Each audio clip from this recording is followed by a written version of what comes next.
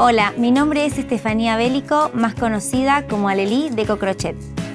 Soy diseñadora y profesora de tejido y me especializo en crear prendas con texturas de puntos combinados.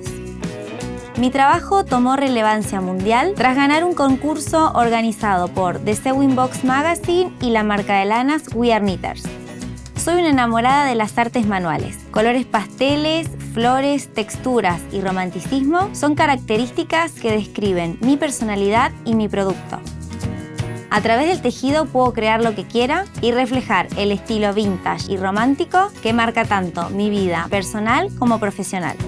El crochet es una antigua técnica que te permite crear prendas únicas con texturas de punto usando solo dos elementos, crochet y ovillo de lana.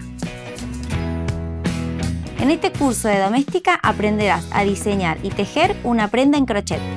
El proyecto final será algo que puedas usar todos los días, un cardigan combinando 3 puntos básicos para formar una textura llamativa.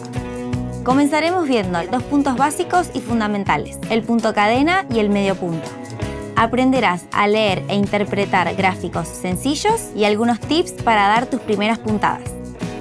Vamos a ver cómo tejer otro de los puntos que más usarás en todas tus creaciones, el punto vareta. Una vez aprendido los puntos básicos, te enseñaré a combinarlos para crear 2 nuevos puntos de fantasía que utilizarás en el proyecto final y en todas tus creaciones, el punto pájaros voladores y el punto arroz. Comenzaremos a diseñar nuestro cardigan, para lo cual haremos un mood board y crearemos el boceto.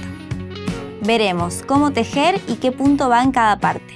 Te enseñaré también a tomarte las medidas para confeccionar cada una de sus partes.